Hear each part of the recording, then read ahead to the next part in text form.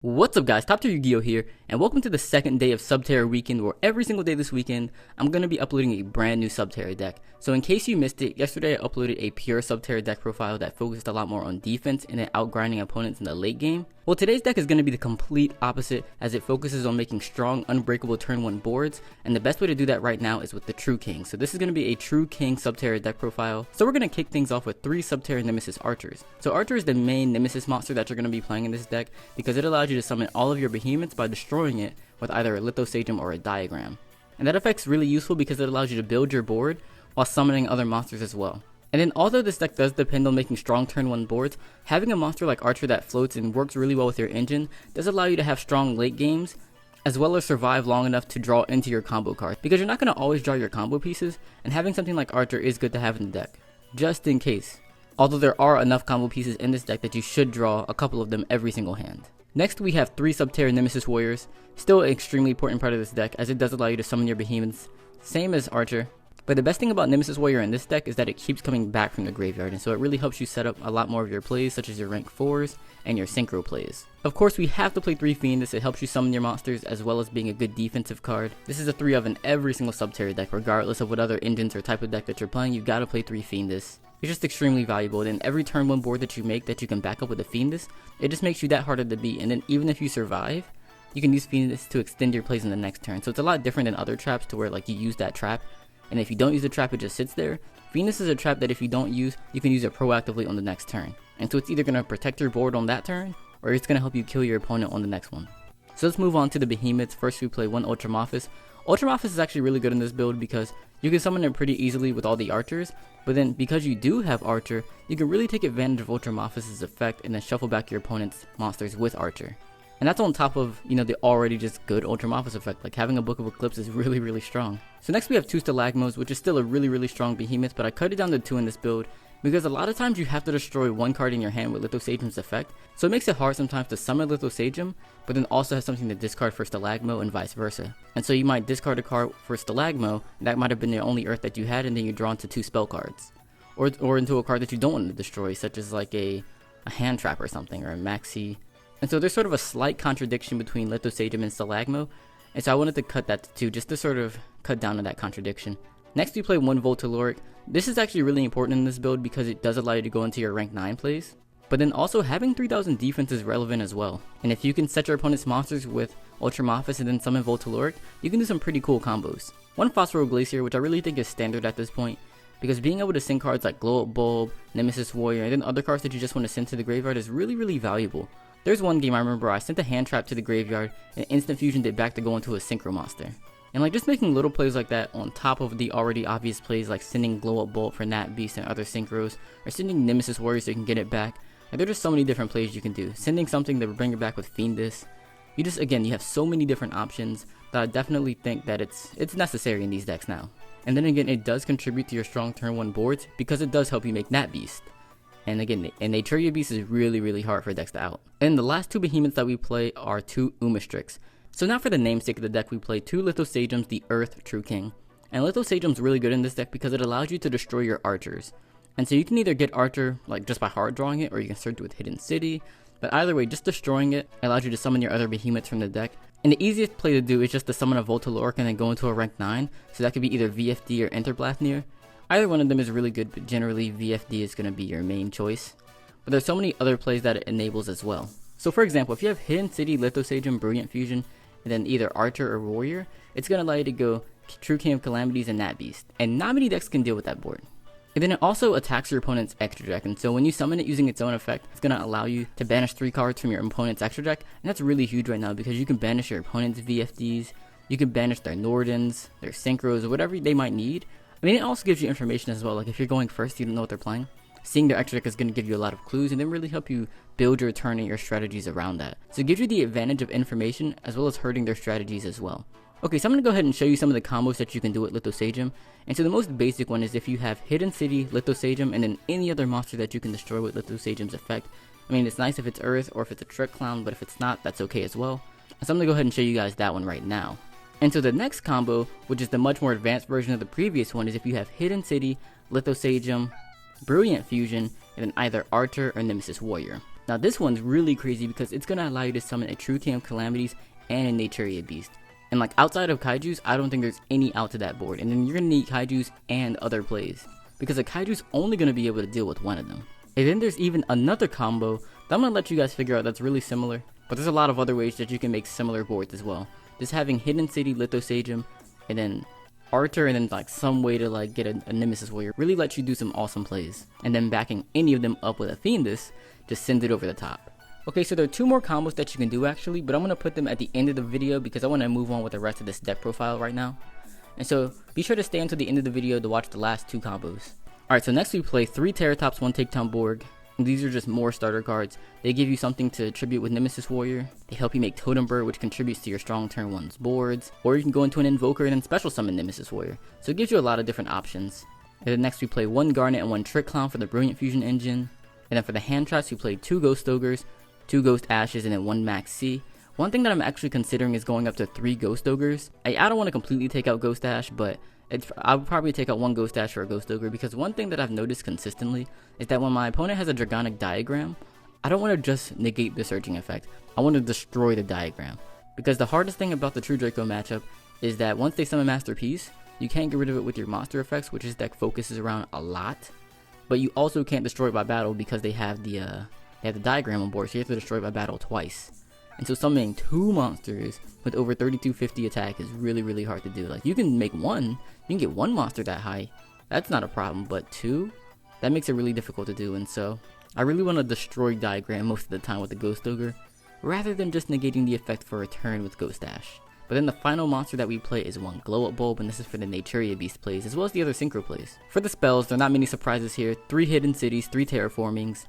We got the final battle for the Hidden City going on here, so we gotta have as many Hidden Cities as possible. Then only 1 Dragonic Diagram. This is because you don't want to see multiples and you only need to see it once generally. And then you do have Terraforming to search it as well. So next we have 3 Brilliant Fusions. Really important for the combos I showed you guys earlier. Being able to summon extra monsters and getting an extra normal summon is really, really helpful, because you do have a lot of normal summons in this deck. You do have 3 Archers, 3 Nemesis Warriors, 3 Fiendess, and a bunch of Tribute monsters. So having an extra normal summon is really, really nice. Next we have 3 Instant Fusions, which is a staple in any Subterror deck. You can summon Invoked Raijin to set itself to summon your Behemoth, or you can summon Norden to extend your plays.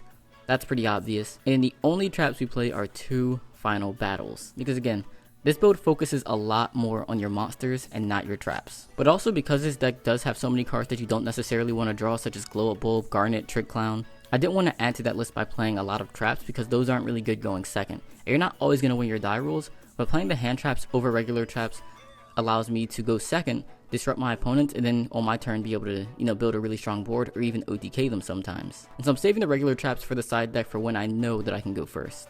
In this build, I really don't think there's space for traps, hand traps, and all of your combo pieces. For the extra deck, we're going to start with the fusions. We play 1 Seraph Knight, 1 Invoked Raijin, and then 1 Norden. For the Synchro monsters, we play 1 CLOUDCASTLE. CLOUDCASTLE is actually really good because we do go into a lot of level 9 monsters. We have Voltaloric, CLOUDCASTLE can bring back Voltaloric, and then go into a second rank 9 after you make your first initial play for a rank 9. So one thing that'll happen really often is that you'll go into your first rank 9 with Archer, Lithosagym, but then after that, you're going to at some point, if you really want to, be able to go into Glacier and send Glow Up Bulb, and then with that, that's going to allow you to make another level 9 Synchro monster. You can just summon the CLOUDCASTLE, bring back the Voltaloric that's already in your graveyard, or even the Lithosagym, and that's going to let you go into another rank 9. So CLOUDCASTLE is really useful. I wanted to play Trishula, which is another level 9 Synchro, and you can go into Trishula if you really, really want to, but sometimes it just takes a lot of work, and you don't really go into it as often because it does require 3 materials. Next we play 1 Yazi, Evil of the Yangzing. Yazi's really good because it lets you clear your opponent's boards, but then also, once you use Yazi's effect to destroy itself, it's going to let you summon a Lithosagym from your deck, again aiding to your rank 9 plays. 1 Ancient Fairy Dragon because it lets you cycle through your field spells, whether it be going from Hidden City to the next Hidden City, or going from Diagram to Hidden City, or vice versa, or even destroying your opponent's field spells to search your own.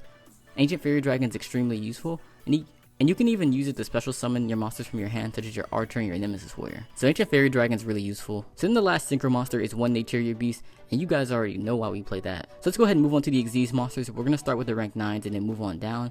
We play 1 True King Calamities, and then 1 Phantom Fortress Aether Blathnir. And I'm on the fence about playing Aether Blathnir or a second True King Calamities, but both are really good, and both have their purposes, and right now I kind of felt that the utility of having both sort of trumps the consistency of having just 2 True King Calamities. But I'm going to put a poll in the top right corner of the screen. Let me know which one you think would be best. And then for the rank 4s, we have 1 Castel, which I think is standard in all Subterror decks. You're going to be able to flip itself face down to some of your behemoths, but also it helps you clear your opponent's boards as well. 1 DAIGUSTO EMERAL to help you shuffle back your resources. One thing that I really like to do is to shuffle back Garnet and Trick Clown, or especially just the Garnet. That's going to help you reuse your Brilliant Fusions. And you can go in the rank 4s pretty easily too, so you can do this on command. You can also shuffle back your hand traps if you want to draw them again, or even some of your behemoths if you need them in deck to summon off of an archer. Then we have 1 Broadbull, 1 Drident as strong defensive rank 4s. These are just really good in my opinion, so I think they should go in any deck that can make rank 4s really. Because sometimes even if you can't make the full like True King Calamities plus Naturia Beast, if you can make Naturia Beast plus Drident, that's really strong. Or True King of Calamities plus Drident, that's really good. Even Totem Bird plus Drident's really good. And so you have a lot of access to very many really strong defensive monsters, and which is why you don't need so many traps in the main deck in my opinion. But then finally we play 2 rank 3s, 1 Totem Bird, and then 1 Invoker. For the side deck, you're going to notice this is very similar, so I'm not going to explain it too much. But we have 1 Stalagmo Kraken, which I really like when you're playing against trap heavy decks because you can use it as sort of like an end phase MST with Nemesis Warrior. You can just summon Stalagmo Kraken on your opponent's turn, flip it with Final Battle, hit 1 back row, then on your turn flip it back face down and back face up and hit some more back row. So Stalagmo Kraken is really good against back row decks in my opinion. And then next we play a Kaiju engine. We have 2 Gameciel, 1 Kumungus, and then 1 of the level 9. The level 9 is really good because you can summon it off of a Slumber, or also if you just draw it in another Kaiju, and again it helps you make your rank 9 plays. And then because Gameciel is level 8, and then we also have level 7 in the deck, I also really want to play a rank 8 and a rank 7, but again the extra deck space is actually pretty tight. I don't think there's enough space for it.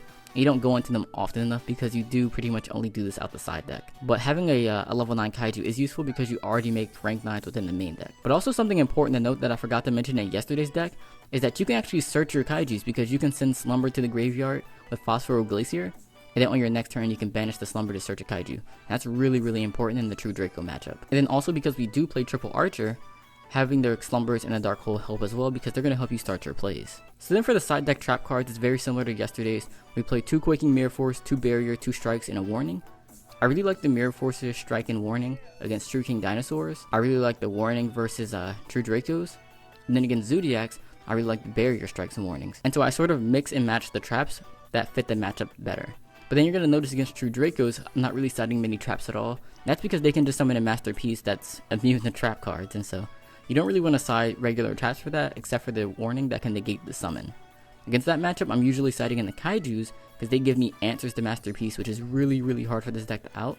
And again, you have searchable outs because you can send Slumber to the graveyard, and you can also make Nat Beast as well, which helps. Okay, so I almost forgot to include these combos, but they're both 3-card combos. You need Hidden City, Lithosagym, and Instant Fusion, and then you also need 1 other card to destroy with Lithosagym. It doesn't really matter what it is, it just has to be any sort of monster in your deck. It's cool if it's an Earth, but if it's not an Earth or if it's a Trick Clown, that's fine too. It doesn't really matter. And so the first of the 2 combos is going to end you with Naturia Beast plus True King Calamities, which again is really hard for a lot of decks to out. The second combo starts with the same cards, but you can end it a little differently, and so you can end with True King of Calamities, Drident, and then Archer.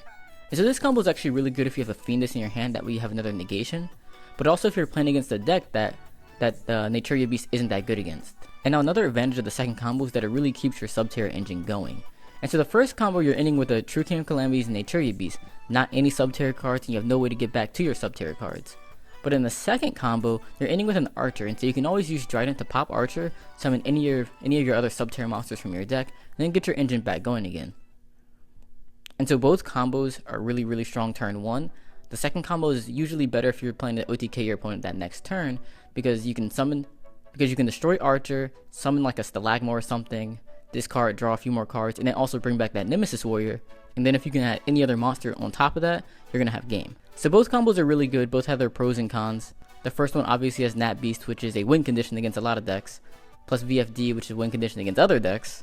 Whereas the second combo doesn't have a Naturia Beast, but it still allows you to play within your Subterror engine, and is almost just as hard to play through. But alright guys, that's it for the True King Subterror deck profile. If you have any suggestions, let me know in the comment section below. Any other questions, comments, or concerns, I'd be extremely happy to answer them. So again, leave them down in the comment section below, or also contact me by any sort of social media. All of that's in the description. But also I just want to thank you guys for watching this video and a lot of my other content recently. I say this all the time, but my goal here is just to build a strong community of Yu-Gi-Oh players. but then also to improve my content, improve my own play, and then help you guys improve as well. And the best way for me to do that is through online video. And so you guys watching these videos really means a lot to me, because I think that these can help you guys all improve, both as players and especially as Subterror players. And then being able to share our ideas, different ways to play the deck, and then just our general mindset both on Subterrors and in the game in general down in the comment sections is a really good way for us to grow. And so if you haven't already, subscribe to the channel, as I really think it'll be beneficial to both of us, because I do have a lot more content coming soon. And so don't forget to come back tomorrow at 7 PM Eastern time for the final day of Subterror Weekend, where I'm going to be uploading a third Subterror deck. But don't be fooled, I have a lot more than 3 Subterror decks stored up. It's just the final day of the weekend. And so even though the weekend's ending, eventually I will be able to get to the other Subterror builds. So be sure to stick around so you can see those when they do come out. But as always guys, thanks for watching, and I'll see you guys tomorrow. Remember that time, those cerulean tides set fire